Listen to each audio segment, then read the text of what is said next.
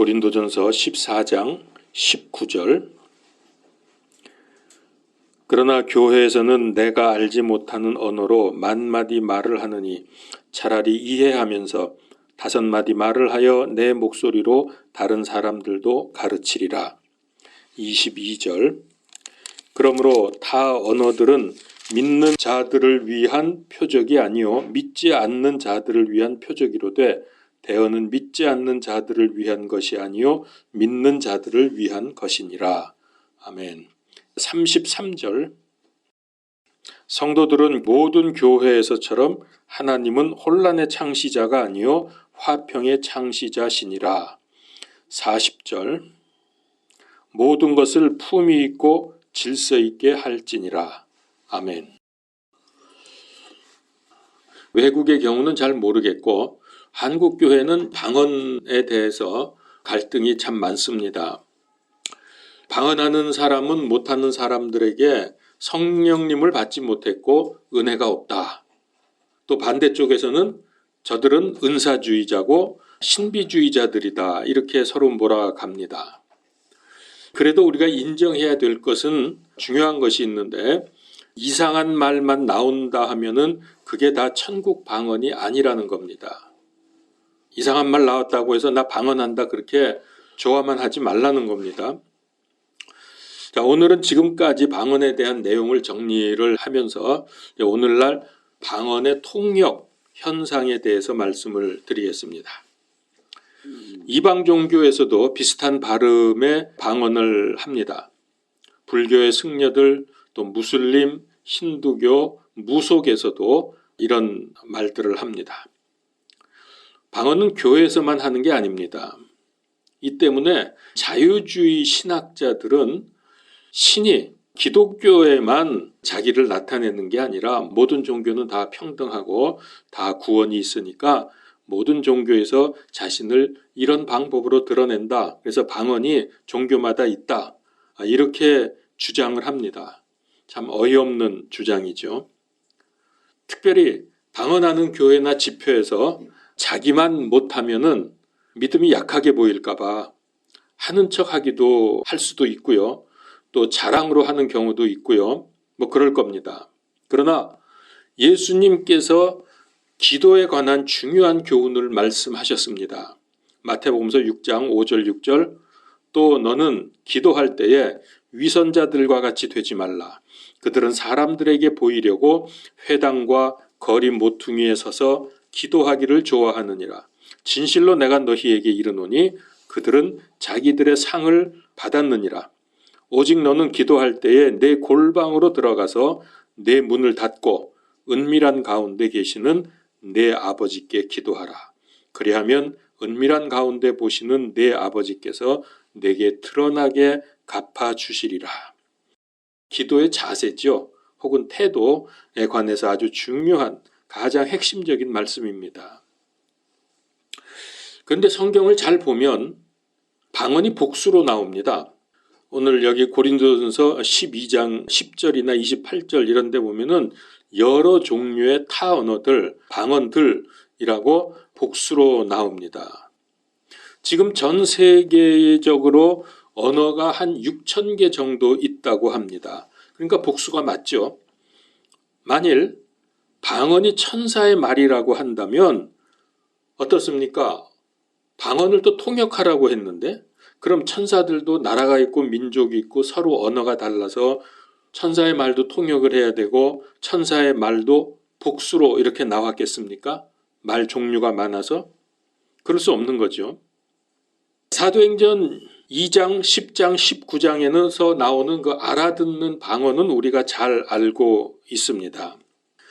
고린도전서 14장에 알지 못하는 방언은 14장 2절을 근거로 해서 또 사람들에게 하는 게 아니라 하나님께 하는 방언이라고 말하고요.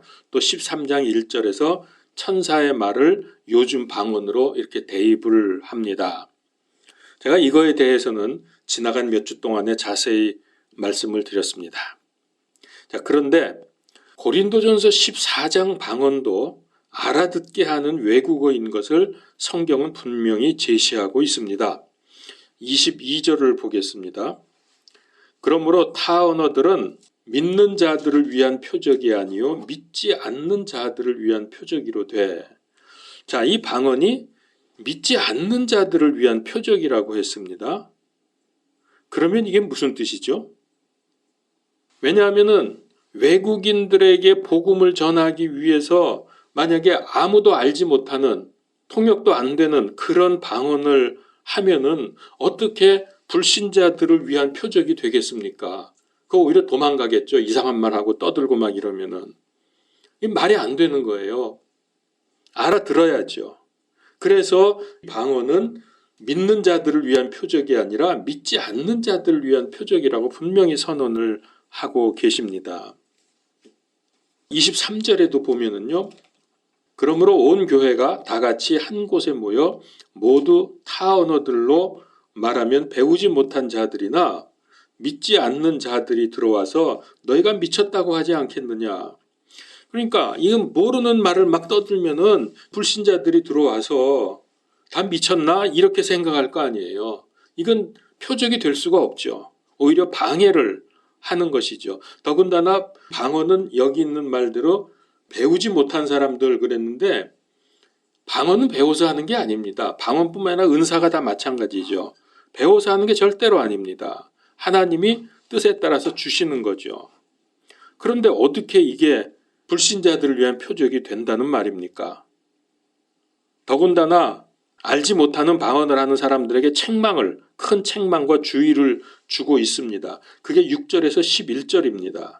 우리 한번 봅시다. 6절에서 11절. 이제 형제들아, 내가 너희에게 가서 타 언어들로 말하고 계시나 지식이나 대언이나 교리로 너희에게 말하지 아니하면 너희에게 무슨 유익이 있으리요?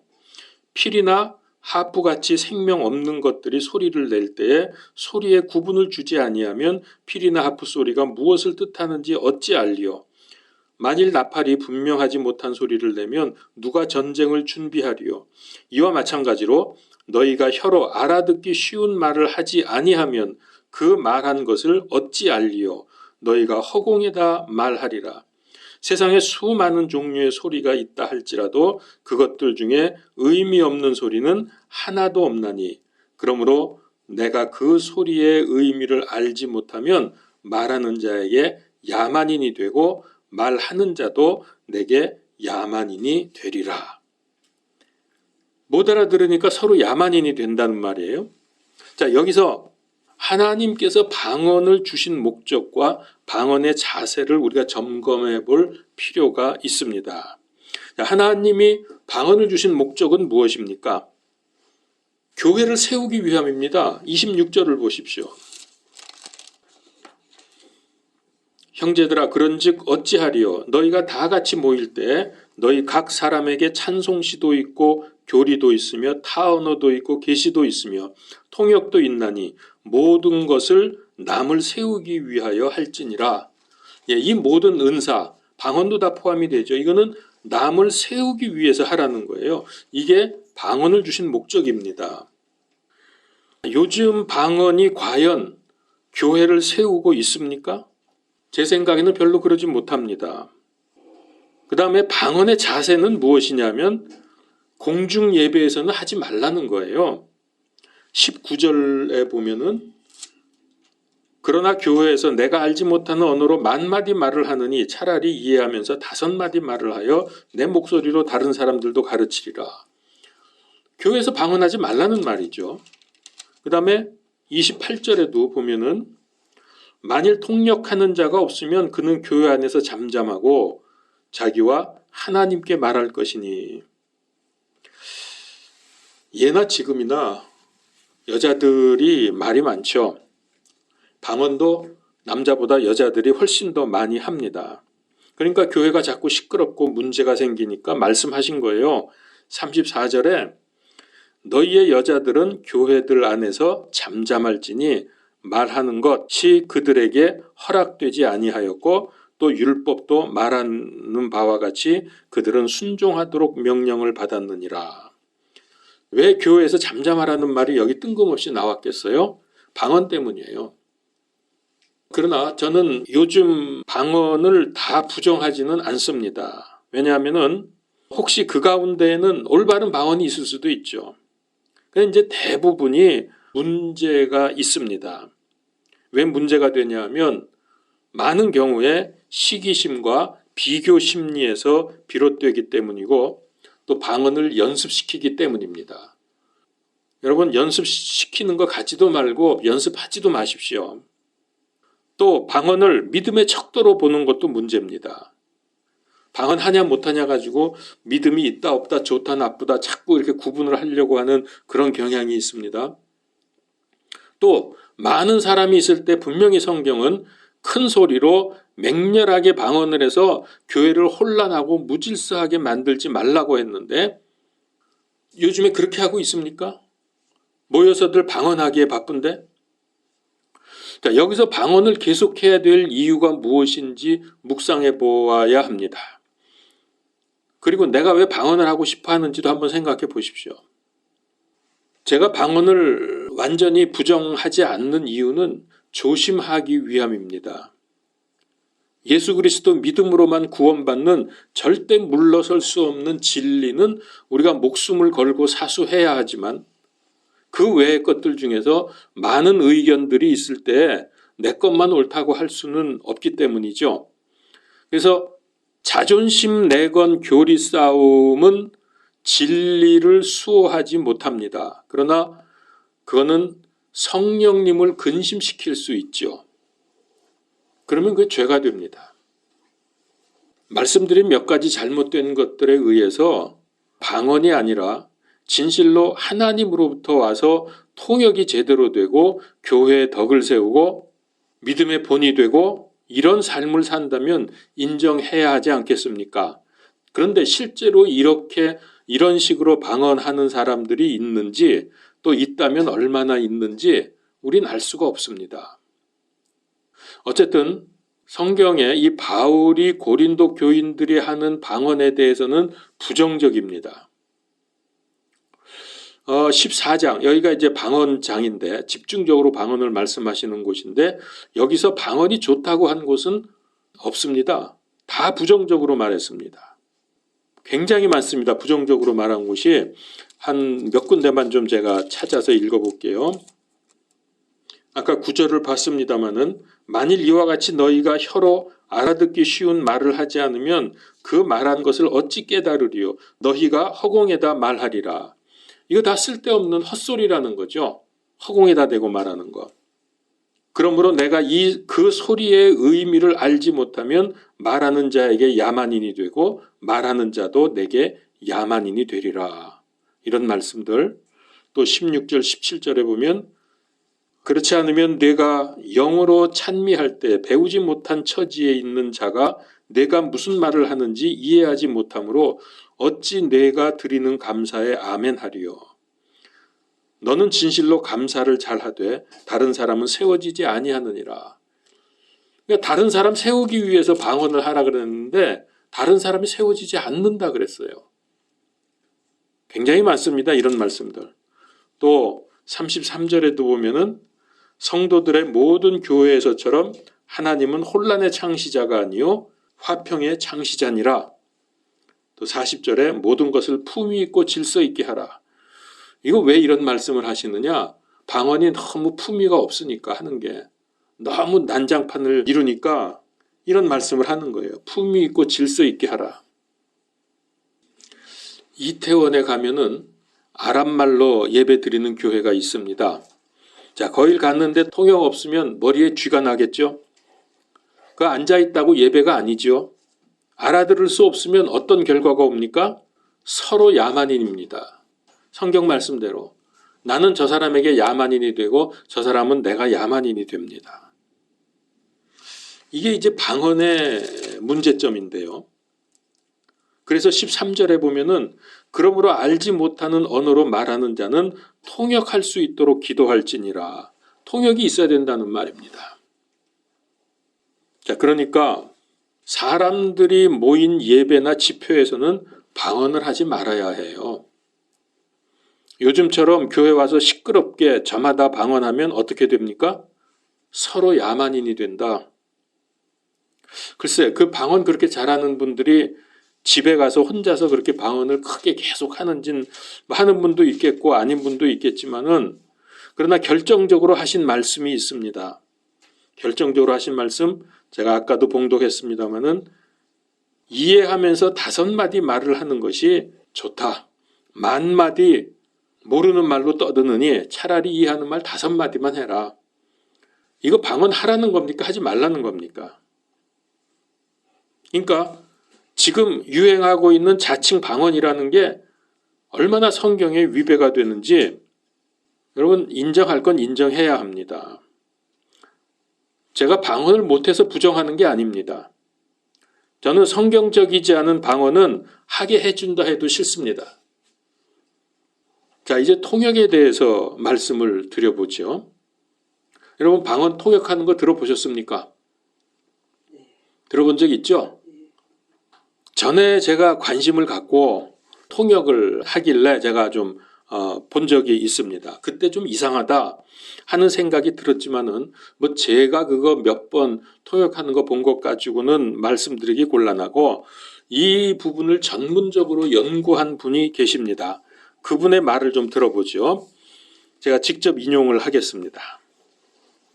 방언하는 사람들은 기도를 했는데 통역은 설교를 하고 예언이 나옵니다. 그러니까 분명히 기도로 했는데 설교를 하고 예언이 나온다는 거예요. 짧은 방언을 길게 통역하고 길게 말한 방언 문장을 짧게 통역한다. 같은 방언을 다른 통역자에게 가서 통역하면 내용이 다르다. 또 같은 방언을 나중에 같은 사람에게 통역을 시켜도 내용이 다르다. 웃기는 사례가 있습니다. 방언을 녹음을 해서 전국 교회에 통역한다는 사람들에게 보냈습니다. 그리고서 통역하는 걸 들었는데 서로 다 달라요. 통역이.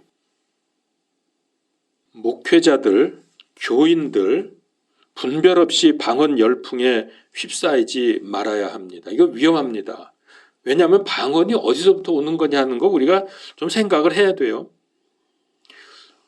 제 보기에 마귀가 속이기 가장 쉬운 것 중에 하나가 방언이라고 생각이 됩니다. 왜냐하면은 천사의 말이라고 하지, 또 하나님과 비밀 대화라고 하니까 이거 신비함에 대한 욕구가 있거든요. 그러니까 거기 자꾸 끌려가고 빠지는 거예요.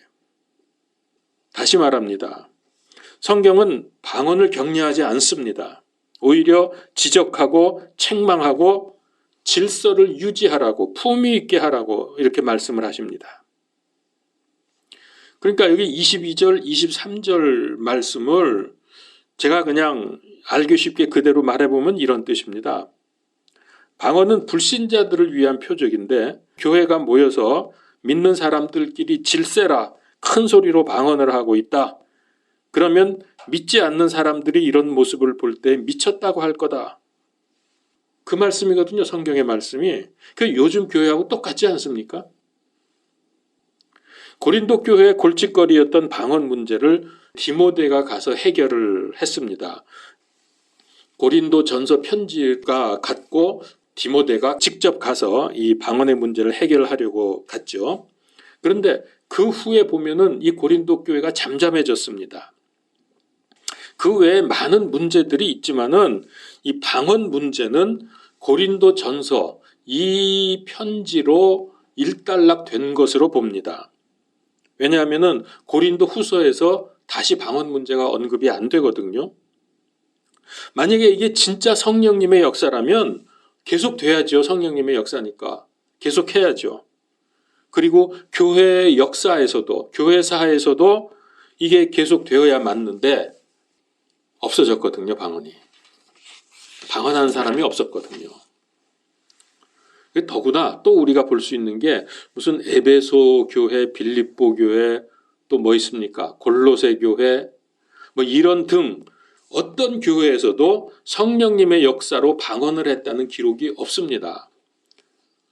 왜냐하면 방언이 문제가 안 됐으니까 그렇죠. 문제가 됐으면 분명히 말씀이 있을 텐데 왜 다른 교회에서는 방언이 문제가 안 됐을까요? 방언을 하지 않았으니까.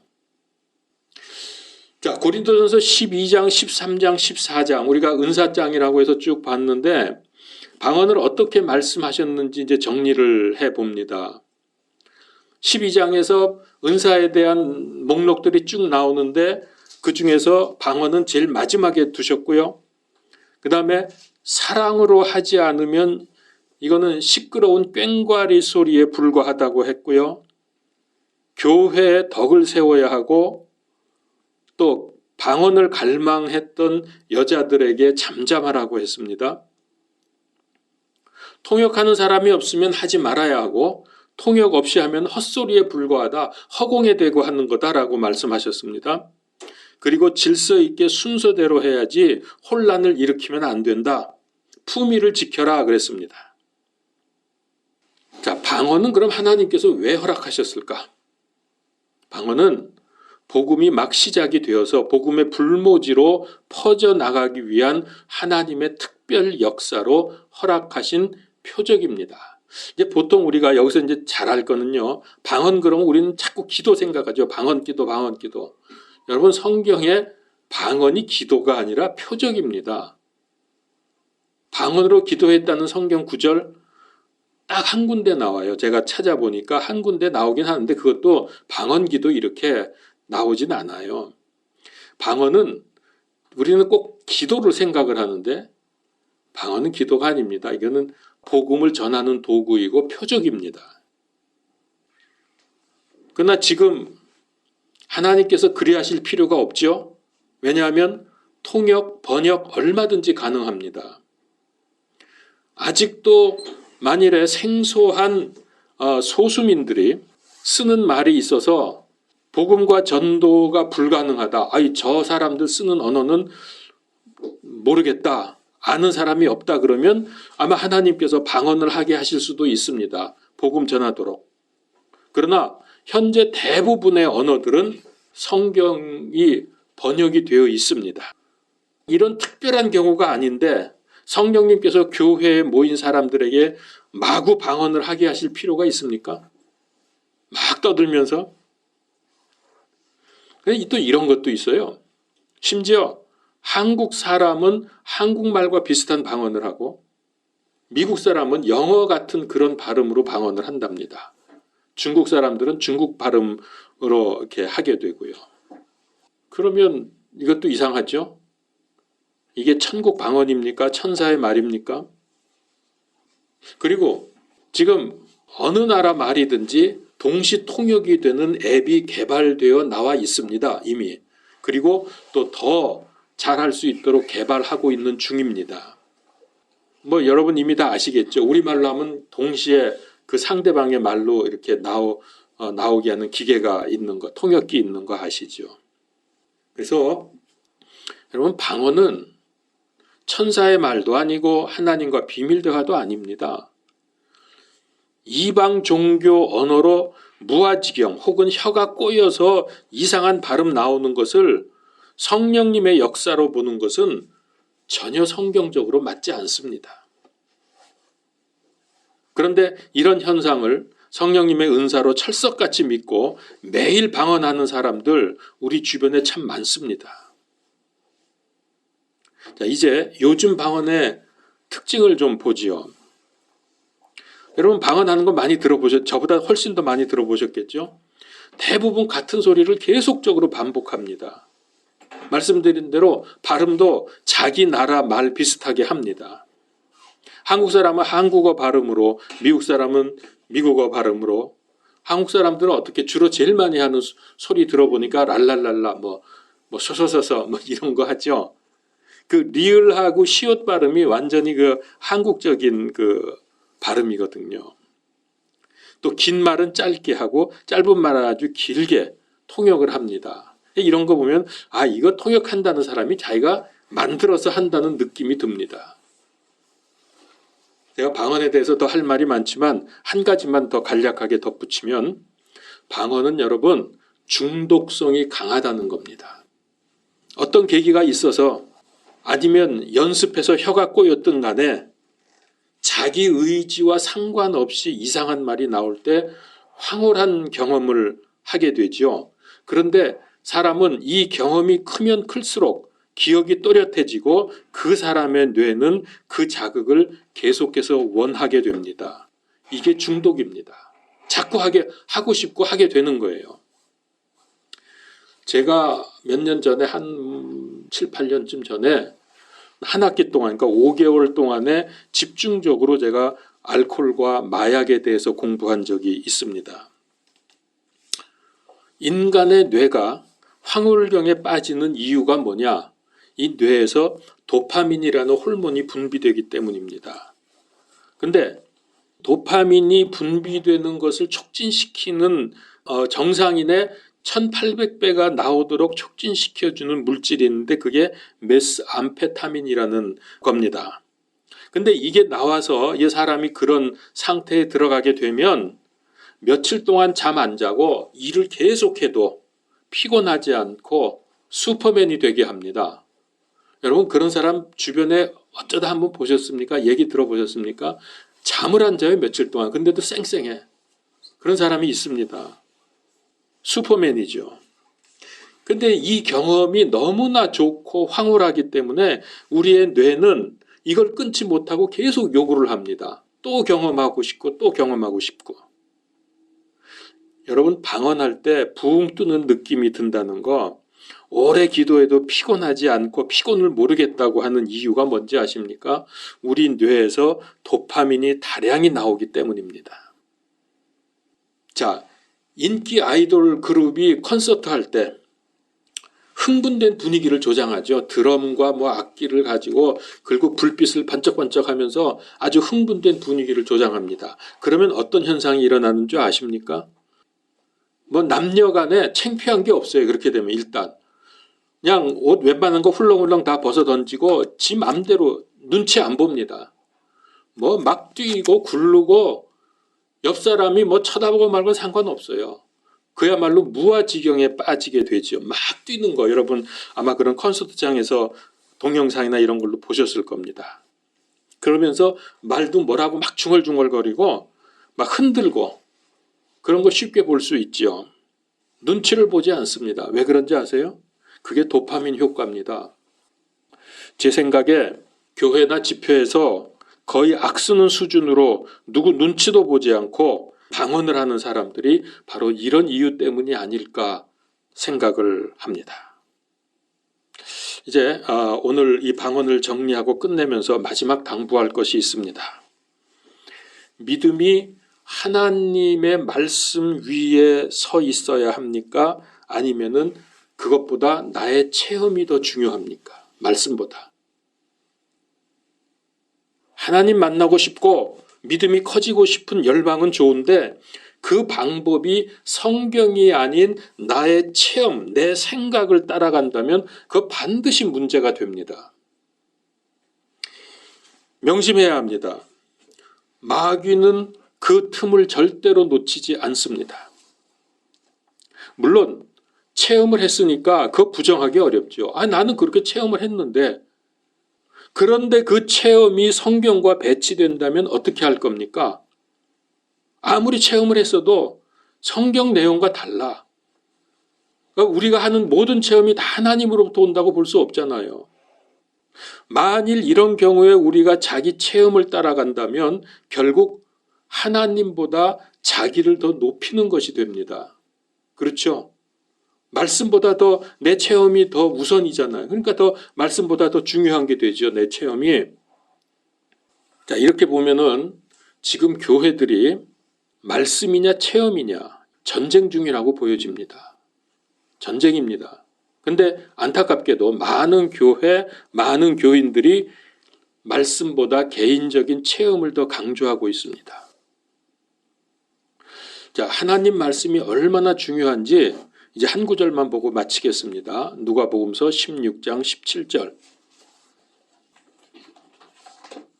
여기 율법이라는 단어가 나오는데 여기서 율법은 지금 우리는 성경 말씀으로 보시면 됩니다. 왜냐하면은 이 복음서가 쓰여질 때는 신약 성경이 없었거든요. 그래서 이제 구약의 가장 핵심적인 율법으로 나오는데 이게 하나님 말씀입니다. 자, 16장 17절. 또 율법의 일획이 없어지는 것보다 하늘과 땅이 사라지는 것이 더 쉬우니라.